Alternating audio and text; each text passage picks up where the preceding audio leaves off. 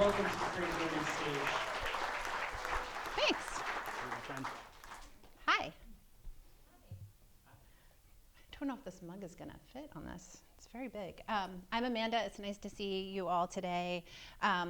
Drew didn't tell you I'm also very cheesy. This is my talk today. Is a journey of realizing that we don't just emerge in life fully formed, that we are shaped by other experiences and other people. And I'm going to tell you some stories about why mentorship is so important to me today. Every story has to start somewhere. This one's gonna start circa 1991, 1992-ish, rural Southwest Missouri, and with a Burger King chicken sandwich. It had to start with a Burger King chicken sandwich because in 1991, the chicken sandwich wars hadn't happened yet. And so really the only place to get a fast food chicken sandwich was Burger King. But before we get to the sandwich, I just wanna give you some context so you know what you're dealing with here. This is me.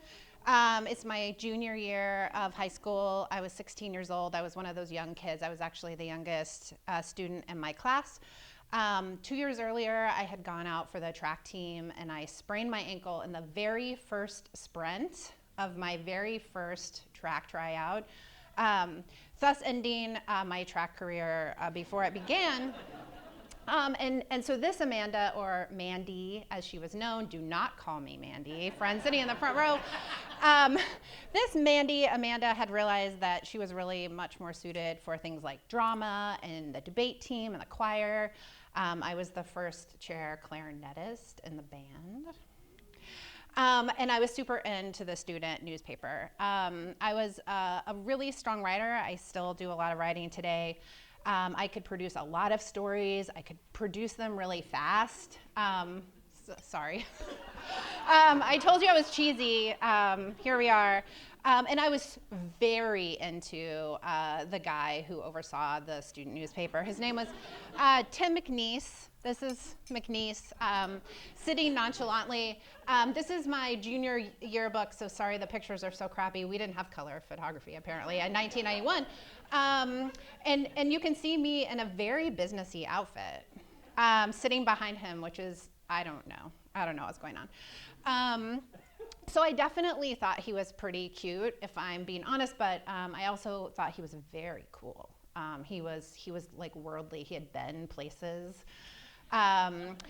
He talked to us like we were adults. He didn't treat us like kids. And, you know, growing up in rural Missouri where kids like drove tractors to school like on a regular basis, someone else is from a small town. Probably lots of you are from small towns and know what I'm talking about. He felt like he was really something. And you're probably like thinking in your head right now about that teacher that you had that like, if you know, kind of, right? And McNeese was that for me. And so when I was 16, despite the fact that there were no editors, student editors of the paper, I convinced him to let me be one. So as a junior, I asked him if I could do it, if I could step up and do it. And he let me. He let me take as much responsibility as I wanted. He let me think of articles and assign articles and copy edit articles and learn PageMaker.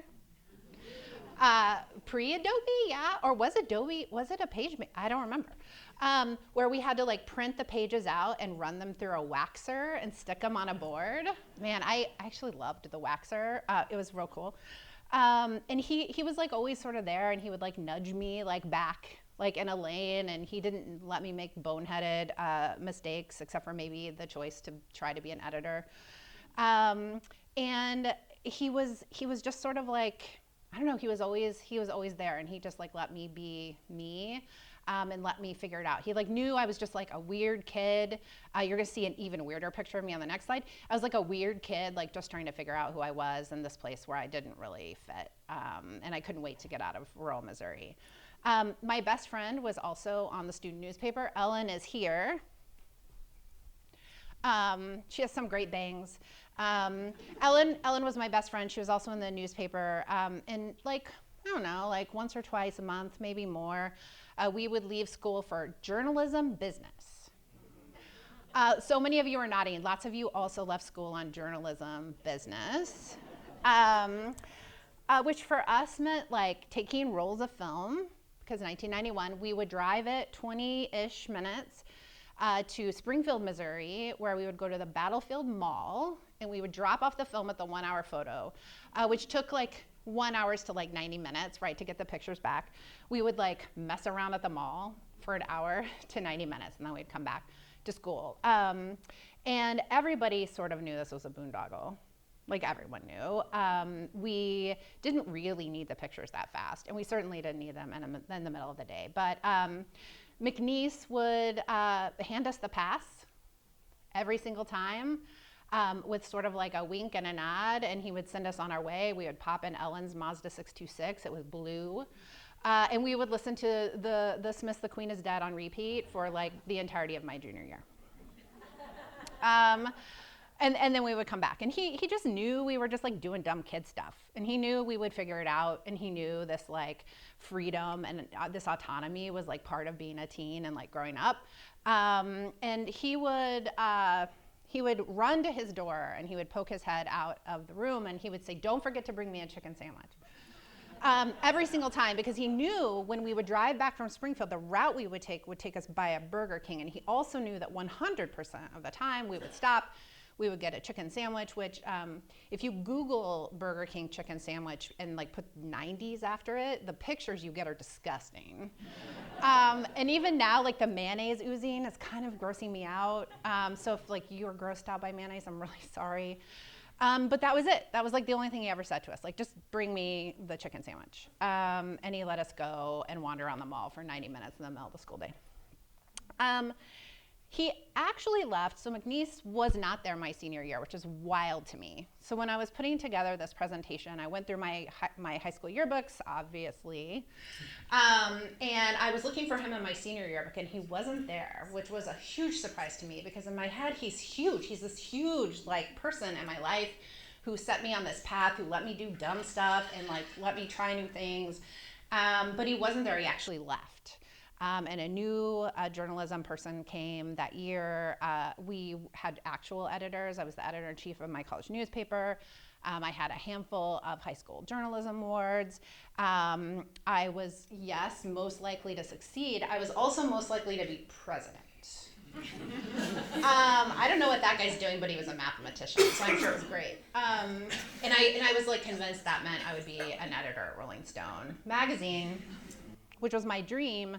I was not an editor of Rolling Stone magazine, but McNeese was really my first mentor. Not the first person to like let me do dumb things or like give me some rope, but he was the first person who really saw who I was, and he like saw this like weird, like overly eager, overly enthusiastic kid who just wanted to learn a bunch of stuff. And he let me be that, and he sort of like let me go down the path that I needed to, and he only wrangled me when he absolutely had to. And I had never really had anyone in my life who had let me do that. Like I had always like felt sort of corralled, and he gave me that. And at the end of the day, he just like, he kind of knew I needed someone, not my mom, to like believe in me and believe I could do things. I really am not actually sure that guy's name is Tim. This morning I thought it might be Tom. So that's weird. But I was the editor-in-chief of my college newspaper too. That's me with a very large grin. Anyone who knows me knows I don't actually usually smile with teeth, so this was a weird photo to find. I'm in the middle. I'm wearing Tevas. That's also not really my style. But I was. By the time I graduated from college, I was actually so burned out on trying to be a writer for Rolling Stone that I didn't go into journalism at all. I followed a friend to Kansas City, where I went to an ad agency and became first a PR writer and then like a more traditional copywriter. I tell people a lot when they're like, "What's your career journey?" And I say, I did this job on accident. And it always makes students feel sort of sad, like people who went to ad school, because like I didn't. I literally just was like tired, and a friend had a job, and I like got into advertising. And I loved it.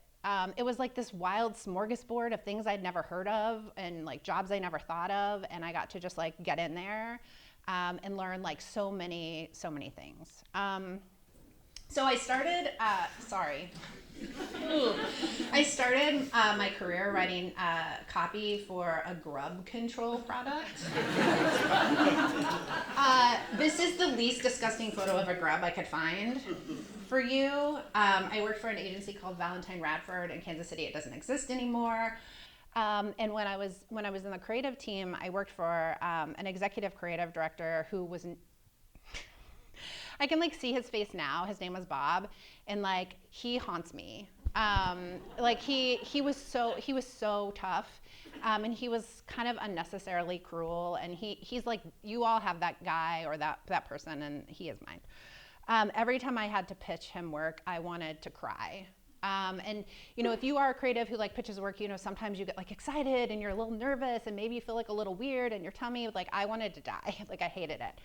And he thought I was a pretty good writer, but he hated that I asked too many questions. And you know, if you work in an agency, you know that like traditionally a creative will get like a brief and it has like, where's this gonna run and who's the audience and what's the product and like what does the client care about and those kinds of things. And I always wanted more. Like I wanted more than that like one brief on a page. And so I was always like, well, tell me more about like who is this farmer? Like I need, like, what are they like? Tell me more. And I remember one day I was pitching some work, and I don't know if it's still like this because no one goes to an office or no one has an office, but at this time, like no one wanted to turn on their overhead lights. And so everyone had like table lamps and stuff in their offices. So offices were like weirdly dim, which now seems sort of creepy, but I remember sitting across from his desk and pitching some work and asking a bunch of questions, and like it's almost like, you know, when you hold a flashlight up to your chin and like that's what he looks like in my head all the time. If you ever worked in advertising in Kansas City, I will tell you his last name later if you don't already know who I'm talking about. So one day we're pitching this thing and he like stopped me and he leaned across his desk and he said, your job is not to ask questions, it's to write headlines I like. And if you can't figure that out, you should probably quit. I'm paraphrasing a little because that was 25 years ago, but like even like standing here now, like I feel like kind of weird. Like I feel like shaken a little. It was like so strange and traumatic, and it was one of the first times anyone had ever been like, don't be curious, just give me what I want. And it was devastating. So there was a guy at that same agency. His name was Graham. I couldn't find a picture of him because the early 90s. Late 90s, I guess, by this time, 97, 98. But he was like an elder statesman type, like a little on the cool side. Like he was actually a deadhead, but he was like elder agency statesman guy, you know, the guy. He had been part of the team that hired me. He was not my boss, but he had taken me under his wing to teach me like how agencies work. Because remember, I have a degree in literature. And I didn't understand how agencies work. So he sort of took me under his wing. He noticed that I was like super curious. I asked lots of questions, and I would take on almost anything, which is how I ended up being in charge of the intern program my first year out of college. He was 100% taking advantage of the fact that I was 22 and very low paid and eager. But he was also the first one to pull me aside after that meeting with Bob and be like, you know what? You're actually a strategist. You're not a copywriter, you're a strategist. He knew that my identity as a writer was like so ingrained in me that if I had not tried being a writer, I would always wonder what if, or I would always be like a little bitter about it. And so he had supported my move from PR into the creative team, but he always kind of knew that I was gonna come back, but he let me do it because he knew I'd be pissed off if I didn't get to do it. This is sitting on my mantle at my house. One day at work, Graham came up to me and he was like, you like literature, right? Do you like poetry? And I said yes, although at the time it was not, the answer was not yes. Now the answer would probably be yes, but then I was like, whoa, poetry. And he's like, in the 60s, this guy named Allen Ginsberg came through our town, which was Lawrence, Kansas. And he slept on my friend's couch and he wrote this poem and we printed it in the basement of my friend's house. and I don't want this thing, do you want it? You're the only one I know who actually cares about literature. So it's a poem called Entering Kansas City High. There's only a couple of these around that I know of. And it's sitting in my house every day, and when I look at it, I think of Graham all the time. Because he saw me, he knew like words were really important to me, language was really important to me, but he also knew that like when I asked all those questions and I poked around, it was because I really cared about people and their needs and delivering on those needs. He knew that I would be something different. He gave me the rope and he tugged me back. He never asked questions about it. He just sort of let me be me. And, you know, looking back, he probably reminded me of my grandpa. So my grandpa was, he had Alzheimer's at the time. We were losing him bit by bit. And I sort of needed that elder statesman. My grandfather had always been that. And he was there at like the right time. And again, just like McNeese, he sort of saw me and knew like what I was capable of and was willing to let me kind of figure it out and chart my own journey. Can I go back? So I actually moved into the account department. So there was a time when agencies didn't have planning departments or strategy departments. A lot of strategy was led from the account team. So I actually ended up doing that.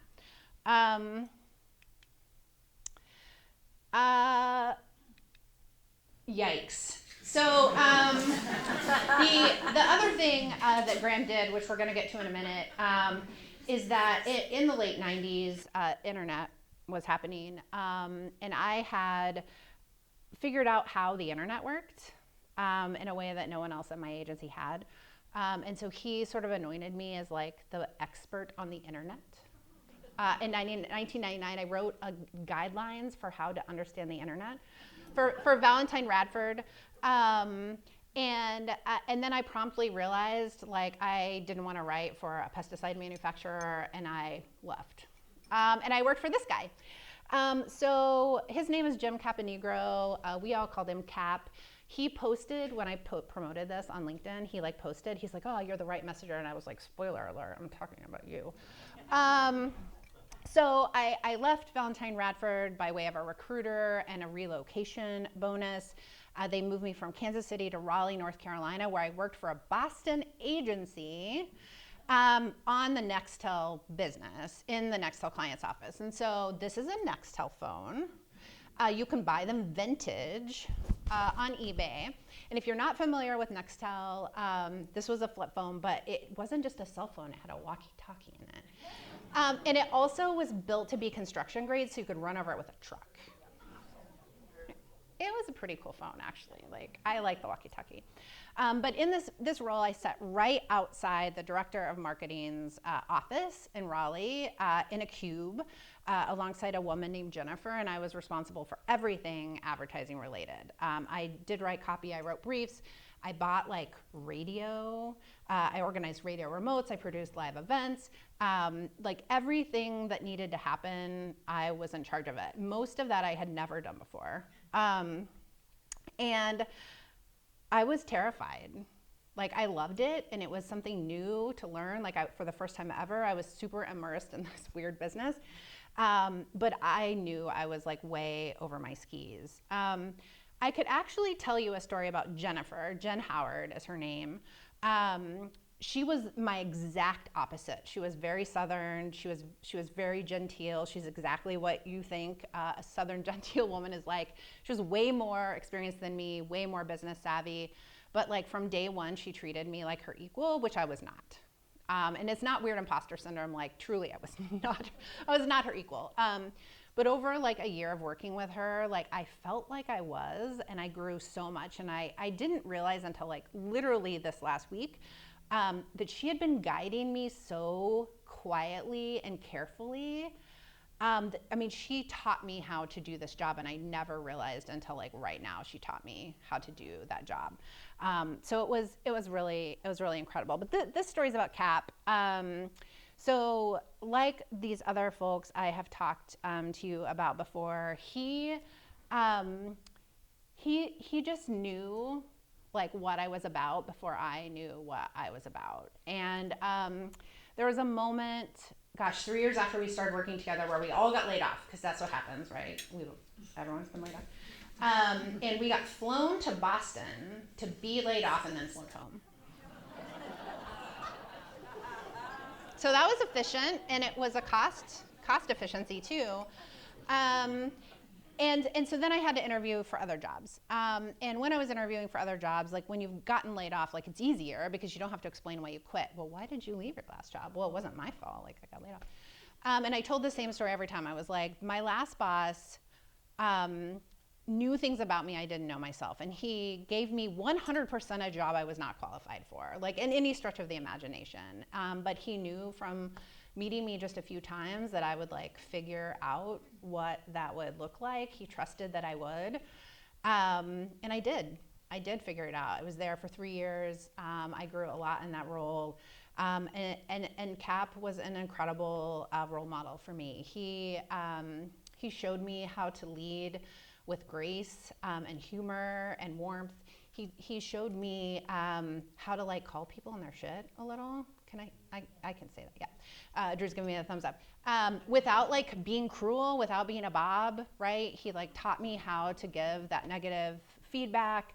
And he had this like weird sixth sense about me for when I was getting bored, which, you know, people like me, and I know lots of people in the audience are like this too. Like I would be doing something for like 18 months and then I'd be like, oh, like I need to do another thing. And he just knew the minute I started to like move back from something.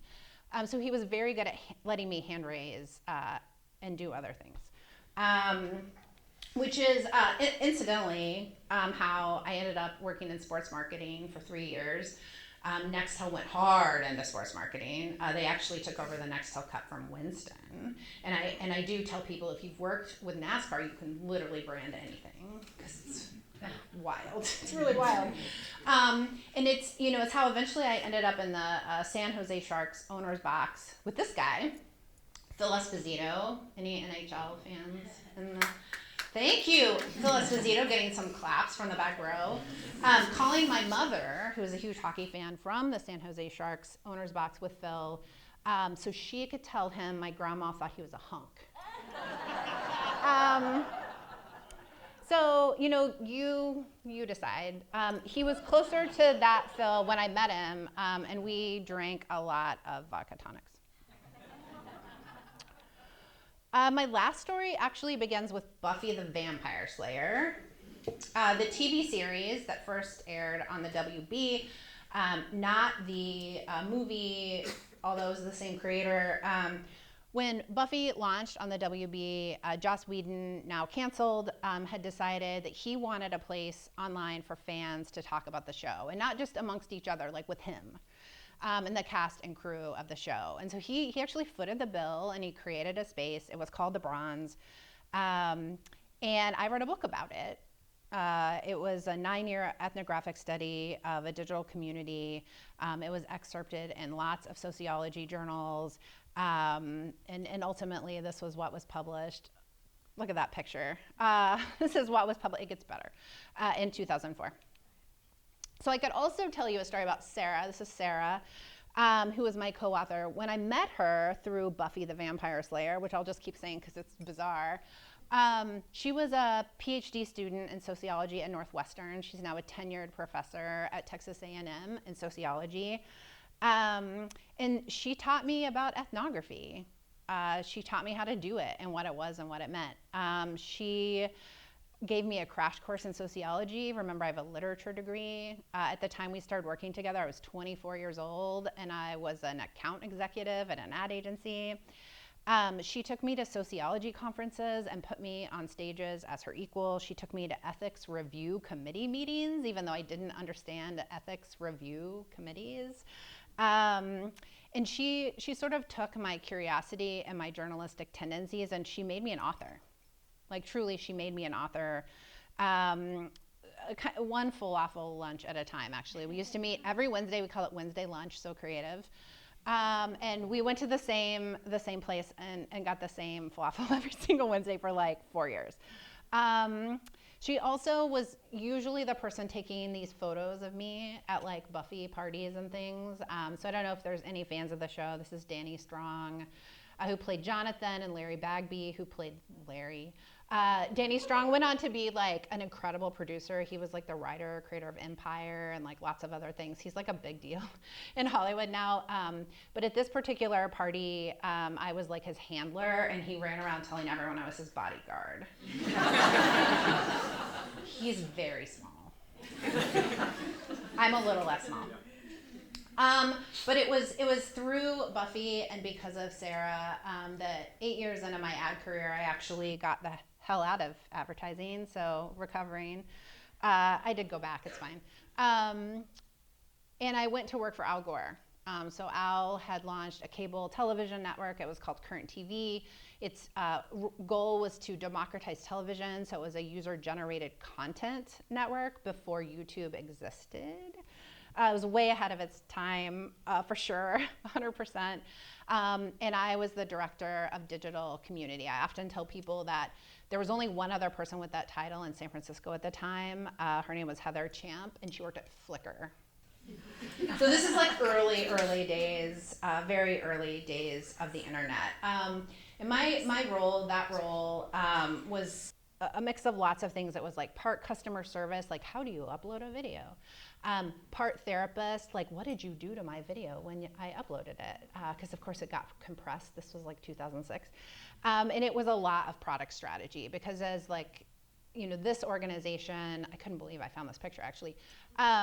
In this organization, like I was the only one that users talked to with any regularity ever. So I talked to filmmakers and budding content creators and all of those folks and like understood their hopes and dreams and like what they actually needed from our product. I was like literally the only one on the front lines. So lots and lots of things transpired. I ended up getting offered the vice president of product role at Current TV. So I managed everything that wasn't the engineering team. So I had a huge team, product strategy, project management, editorial, community, and this like wacky little team whose only job was to take like online sponsorship content and jam it into the internet. The engineering team hated me. They were awful to me, like the hazing was really something because I had not been a coder first. I had not been an engineer first. And I also hadn't technically come up through product, although I had been sort of putting consumers and their needs and things at the center of my work for a long time, and I was the only one who really knew what our users needed. They hated my guts. But this guy, his name is Ofer Shaked. He was the CTO of Current. Crazy smart, like serial entrepreneur, has sold so many companies. He's so technical. He did come up as a coder. He was very stoic, which this picture does not make him look like that, but he was very stoic. And he convinced me to take the job. He told me that I could do it, that I was the right person for it. And he knew, like the only thing I had ever coded was like a live journal template. Like I had figured out how to hack like a column into it or something. And he was a totally different kind of mentor for me. Of all my mentors, he was probably the least warm. He wasn't mean, but he was like the least sort of like naturally gregarious. He was for sure the most critical. That website that you saw was actually the second website for Current. The first one was really focused around video upload, and this one was a dig killer. That was the goal, was to kill dig.com, if you remember dig. We were building this website in a basement with no windows for 2 years. And the C-suite of the organization, including Al and his partner Joel, like we could not fail. We're not allowed to fail. And so Ofer pushed us incredibly hard. But I remember him telling me always, like, you can do this.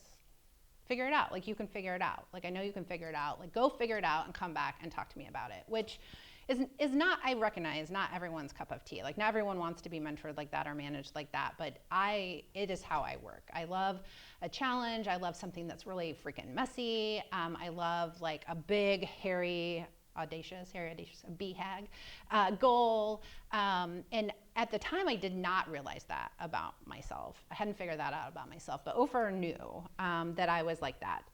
And he's like the one who unlocked that part of me, who made me realize that like I can do hard things.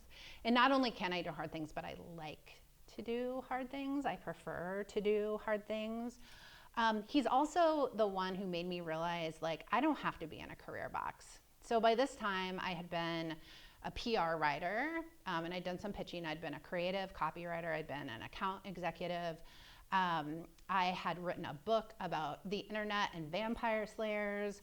I had spoken at sociology conferences, and still I thought I would work in advertising for the rest of my life because that was where I had started. And Oprah was the one who taught me that I could actually do anything, including take control of a product team when I had never taken control of a product team before. And so it's really because of him that I have been a waffle entrepreneur. And I did just launch my own little thing, and I've been on lots of boards and I've done lots of things, and it's because he told me I could. So, I tell people a lot, for me, when it comes to mentorship, like I truly recognize I've had like an embarrassment of riches. Like I've had a lot of incredible people who supported me and guided me, who gave me advice and called me gently and not so gently out on my shit, who helped mold like the Amanda or Mandy that you see here. I'm not here to tell you to be a mentor or to go find a mentor. I'm not here to tell you like how to mentor, but I am like a really good example of what happens when somebody takes care of you and guides you and helps you and does mentor you. Some of these people didn't even know that they were doing it. Like I almost guarantee you that most of these people, if they saw this, they would be very surprised to see their names. And in the case of Ofer, I think he would be horrified that I put hearts next to him. I can't decide if I'm going to share the link when the video goes live. But these people didn't even know that they were doing it and that they were making me into the person that I am today. And that now, like in some cases, however many years 1991 was, I'm not good at math. I still remember Tim McNeese, and I remember what he did for me, and sort of the path that he put me on. So I am part of an organization called Wintry Mix. We offer one-to-one creative or one-to-one mentorship for women in the Twin Cities creative community. We just finished our 7th cohort. I do a lot of mentorship in the entrepreneurial community, and truly, since leaving my full-time gig last year in August, like I've been trying to do as much of it as possible because it was so important to who I would be. And so if you're super into that, or you want to figure out how to be super into that, I'd really love to talk to you about it. But thanks for listening to my story.